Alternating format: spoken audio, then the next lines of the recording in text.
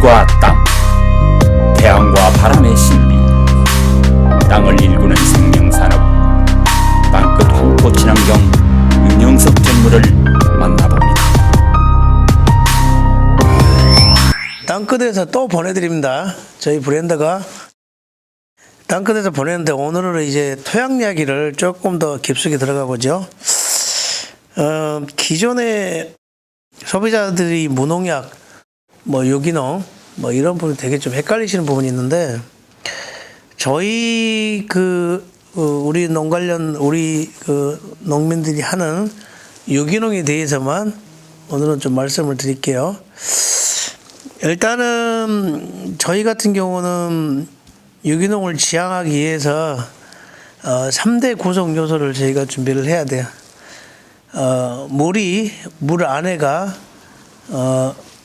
물 안에 들어있는 성분이 얼마나 돼 있는가가 되게 중요하고, 그 다음에 토양 안에 토양 상황을 분석하는 게 또 얼마나 중요하냐, 그 다음에 농민들이 이거를 컨트롤할 수 있는 기술이 얼마나 중요하냐, 이런 3대 과제를 갖고 하는데, 오늘은 토양만 갖고 얘기를 해볼게요.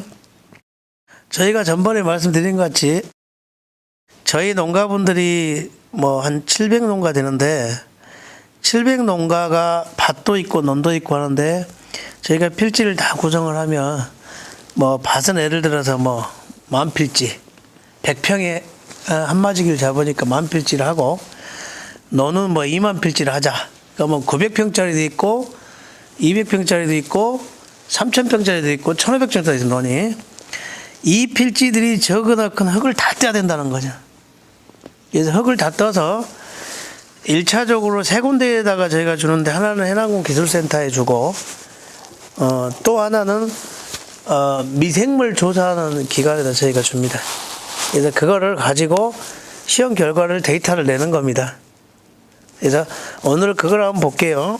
이 자료를 보면 저희가 흙을 떠서 이렇게 쭉 조사를 하면, 해남군 기술센터에서는 몇 가지만 조사하냐면 하나, 둘, 셋, 넷, 5가지만 조사합니다. 이걸 이화학적 검사를 합니다. 그래서 이 땅의 pH가 얼마나 되냐. 그래서 모든 땅은 pH가 7 정도가 돼야 중성입니다. 근데 땅에 흙을 떠보면 강산성 8, 9, 10도 된 것도 있고, 알칼리성으로 해서 떨어진 것도 있다 이거야. 그래서 이거를 조사해서 중성을 어떻게 만들어 줄 거냐 라는 진단을 해야 되고, 그 다음에 유기물이 있어야 되는데, 평균 유기물이 수치로 따지면 30 정도 수치가 있어야 돼요. 근데 저희가 해보면 10짜리도 있고 22짜리도 있습니다. 그래서 이 유기물을 어떻게 보충할 거냐.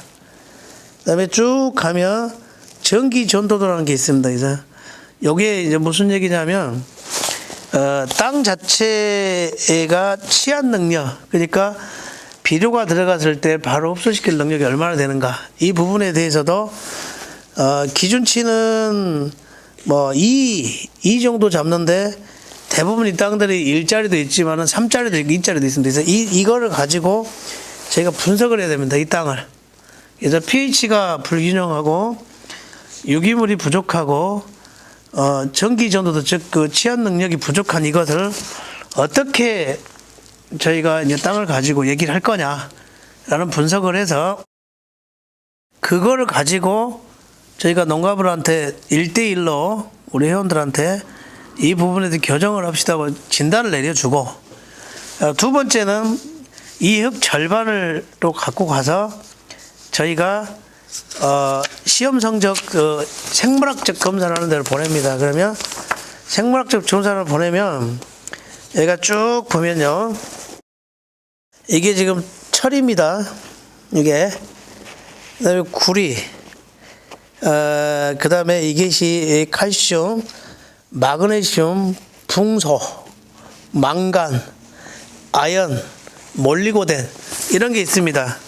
근데 이게 보면 이건 토양 오염물질은 아니고 작물이 필요한 원소입니다. 그래서 우리 작물은 얼마나 되냐 하면 최소한 16가지에서 25가지 정도가 있어야 우리가 유기농에 말하는 요소가 돼요. 근데 저희가 처음에 농사질로 이렇게 들어왔을 때 우리는 3대 요소밖에 몰라요, 농민은. NPK. 질소, 인상 가리면 농사가 다 된다고 생각했어요. 근데 그거를 미생물로 접근을 해서 아까 말한 NPK에다가 저희가 말하는 채소 단위 하나, 둘, 셋, 넷, 다섯, 여섯, 일곱, 여덟 그럼 11가지죠. 11가지만 보충을 해줘도 비용충이가 전혀 없고 그 다음에 수확량이 많아지고 맛과 영양이 건강해지는 이 원리를 찾았는데 이 원리를 찾아보니 처음에 조사했을 때 저희가 수치를 보면 ND가 많습니다. 노 데이터라는 얘기입니다. 아예 없는 것이 많다 이거야. 토양 안에. 그래서 이런 것들을 어떻게 넣어줄 것인가. 두 가지를 분석을 할 때 여기 같은 경우는 어떻게 진단이 나왔냐면 진단 나온 게 자, 이 땅은 상당히 좀 아픕니다. 영양분이 부족하고 아프니까 자 이렇게 합시다. 이 땅에다가는 2년에 한 번씩 규산지라고 석회를 넣읍시다. 몇 킬로씩 넣읍시다. 그 다음에 볏짚도 넣읍시다. 이 볏짚 안에는 조금 미생물이 많이 들어있습니다. 그래서 논이나 밭이나 볏짚을 해서 토양 개량을 해야 됩니다.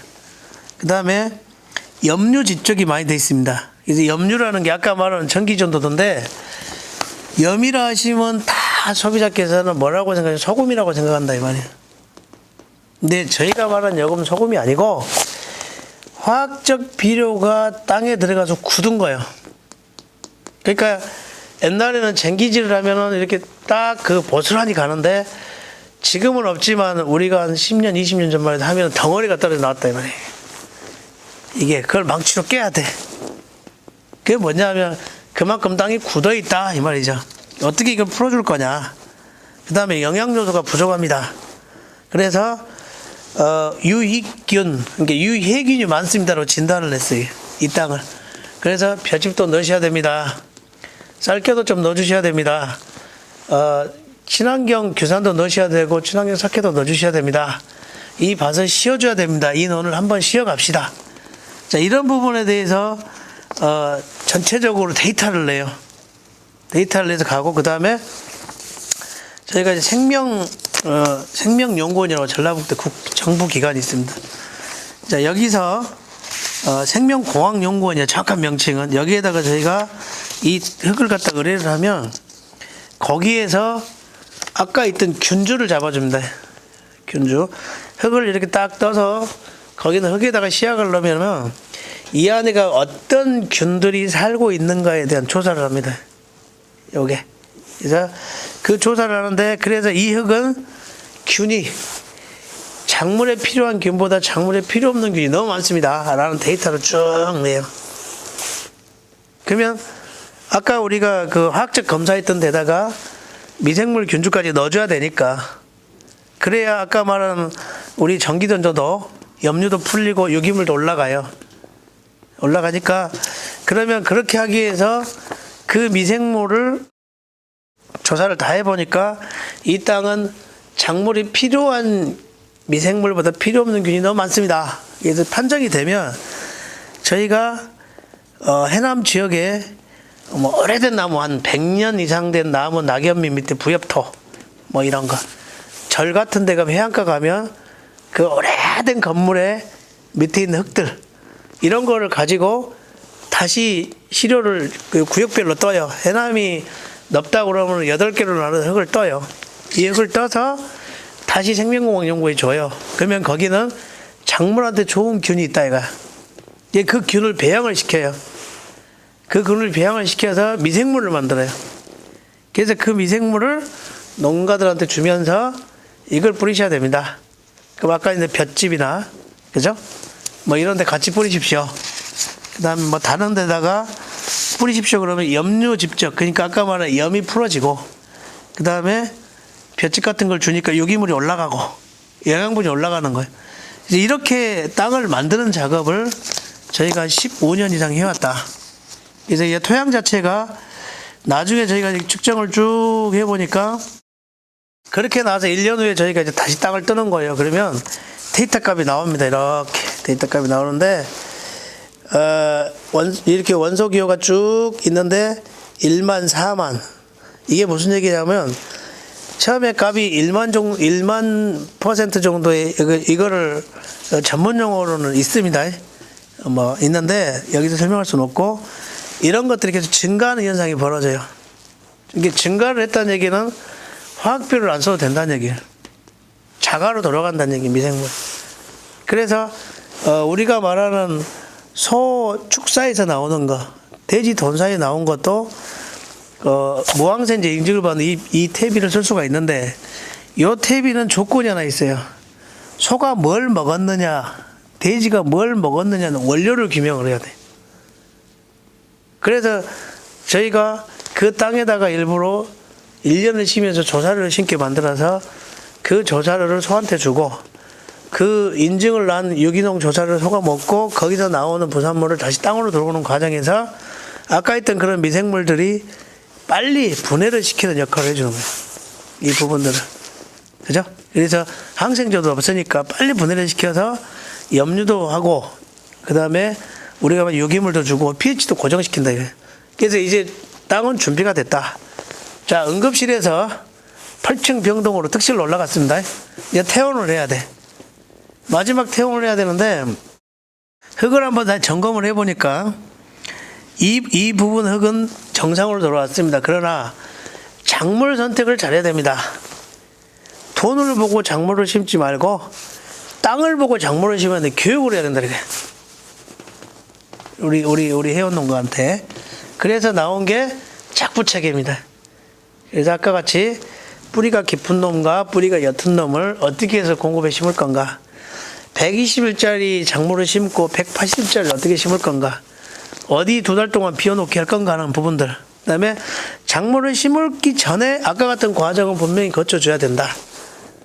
라는 그 강력한 의무적인 교육을 한 결과 우리가 한 15년 정도 이 사업을 계속 해오면서 이제 우리 회원농가가 전부 다 이게 공통적 인식이 되면서 그 주위에 수질이 좋아지고 토양이 좋아지니까 못 보던 생물도 생기고 천적도 나타나고 여러 가지가 나타난 결과가 돼서 그래서 그 브랜드가 땅끝에서 보냄이라는 브랜드가 탄생하게 됐고 그 브랜드 자체는 되게 우리는 프라이드가 있다.